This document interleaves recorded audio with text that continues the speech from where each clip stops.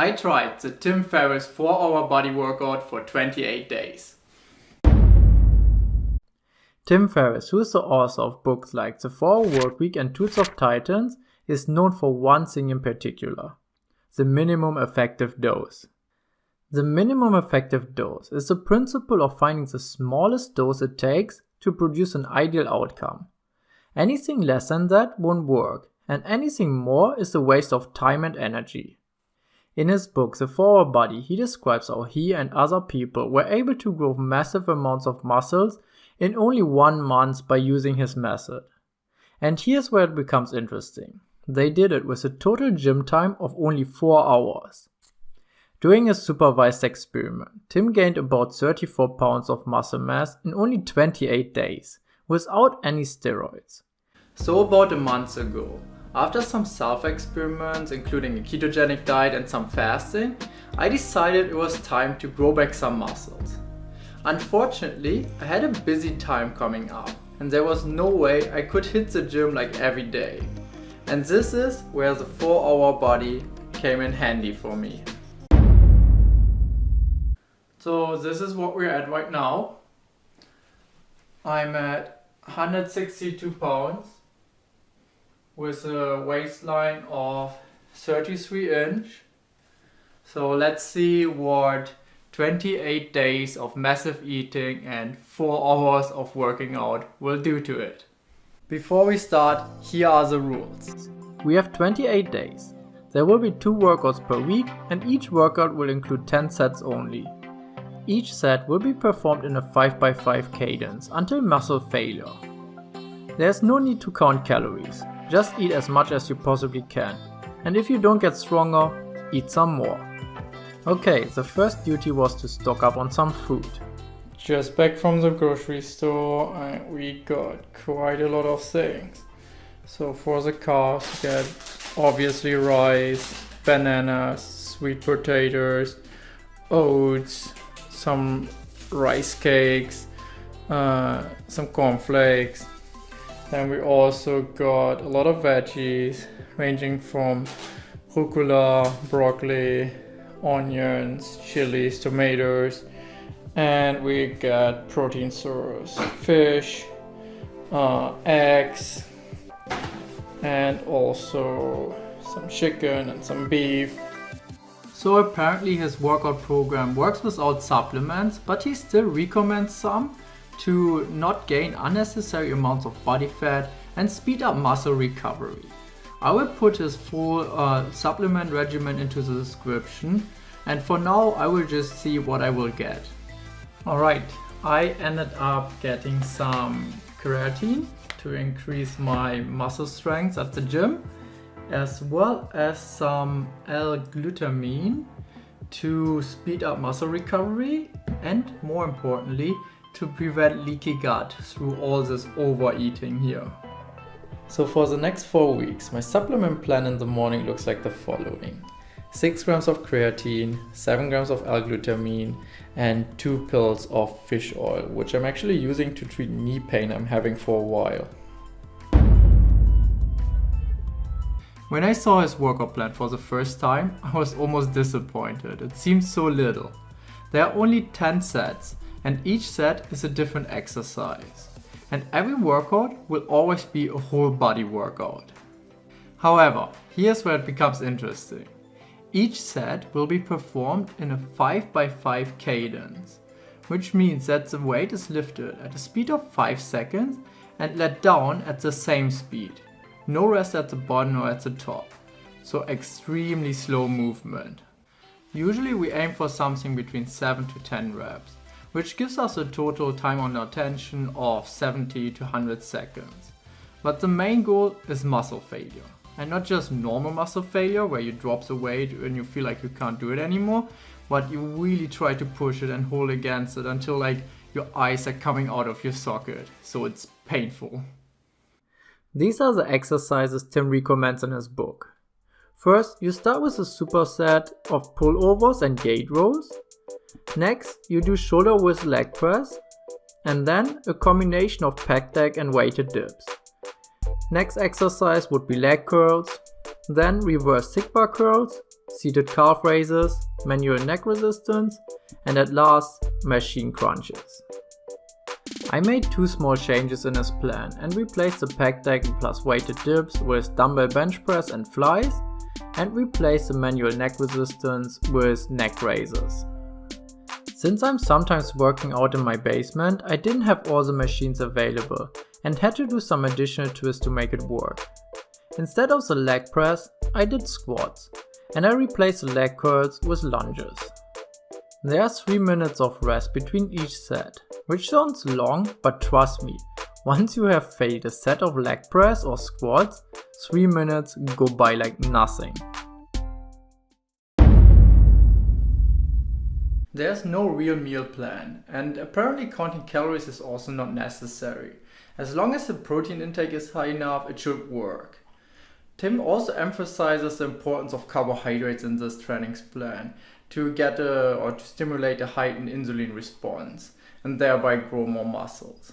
If you follow this channel for a while, you know that I'm not an absolute fan of carbohydrates, but if you really want to gain as many muscles as you can in 1 month, you really need them.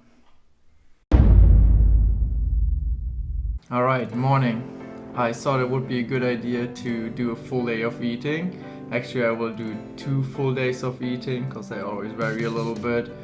And so the first thing in the morning I have usually is a big bowl of oats, overnight oats with protein powder, berries and bananas. On other days I might have some eggs, some scrambled eggs or something, depending on how much time and how much motivation I have in the morning to cook. I will blend in the calories somewhere because I don't really calculate the calories. I don't know it yet, but I can do it for this full day of eating. So for lunch I usually always have the leftovers from yesterday evening, except that I replace the carbohydrates with some slow carbs and add some extra fats so I'm not too tired in the afternoon. And I usually have a little dessert like a full fat yogurt with almonds. Again, I have no clue about the calories right now, but I will calculate them in the evening and will put the calories somewhere here. Now, I enjoy eating. So in the afternoon I have a more carb-rich meal, which is usually yogurt with oats and some crushed almonds. Calories again, somewhere here. It's 8 in the evening and it's time for the last meal of the day, which will actually be some cod with some rice. And in the evening is where I eat most of my carbs because there I don't care if I'm tired. So I have this whole pan here I'm gonna finish. And of course a little dessert, which is basically another oat bowl with some cornflakes on top. Again, calories will be shown here, and I will also post the total calories, and then we see what we actually have here. Okay, I just calculated my calories and I actually consumed about 4,000 calories today, which break down to about 168 grams of fat, 317 grams of carbohydrates and 283 grams of protein. So this should definitely give me enough calories to build some muscles. Counting calories is not necessary. According to Tim Ferriss, I will definitely do it another random day and see where I end up there, and I will also put it somewhere here. I kind of developed a hate-love relationship with the workouts. I'm always looking forward to get my body moving because I'm not used to working out so infrequently, but on the other hand, I fear each workout because it means to go through a lot of pain. Just finished another workout in my basement here, and already after the second set, which is squats, I felt like throwing up. And after the third set, I was pretty sure I need to throw up, but I didn't throw up. It's not getting easier though, definitely not. After all my dieting and fasting, I was actually looking really forward to eat as much as I like on this bulking period, especially all those foods I haven't eaten for a while. But honestly, after 3 weeks basically just binge eating all the time, I'm not even so hungry anymore. I would never have thought that I'm gonna say this, but it's true. On the positive side though, by working out only every week 2 times, I have a lot of time left to do other things like working or hanging out with friends. So that's pretty nice. So we have 1 more week to go. Let's see how the end results will be. I tried the Tim Ferriss 4-hour body workout for 28 days. Alright, in just 4 weeks I gained 16 pounds. Obviously, it's not all pure muscle mass, but also some fat. I did get quite a bit stronger at the gym. For most exercises, I could increase my lifting weight by somewhere between 20 and 30%. Just as an example, I started with doing bench press dumbbells with 37.5 kilograms and ended with doing the same number of repetitions with 45 kilograms. And I could actually add 120 kilograms to my leg press. I still need to check whether I only got stronger for these particular exercises with this very slow movement, or whether I really got much stronger, so I will try this out next week. One reason I didn't gain as much lean muscle mass as Tim Ferriss could be either because I didn't follow his complete supplement regimen, or, and this is more likely, that his workout plan works especially good for beginners and people who are really skinny. After all, Tim Ferriss started with a body weight of 146 pounds, the lightest he has ever been. Anyways, Tim, if you're watching this video, I want to thank you for clearing up with any misconceptions about working out and for putting out such an easy and simple to follow training plan to build massive amounts of muscles. So instead of buying expensive workout plans and spending hours in the gym, just get his book for a few dollars on Amazon. Or maybe this is not even necessary anymore, since you have most information you need in this video. Even though I got to say that his book offers many more great hacks, including fat loss, improving sleep, or perfecting sex. So the next time I will try his workout plan with a little bit less overeating and probably a little bit less carbs, especially during lunch as they make me sleepy as hell. I guess now it's time to subtract some body fat without losing too many muscles, and I already have a diet for this in mind. So don't forget to subscribe if you want to find out what diet this is and how this goes. Thank you for watching and see you next time.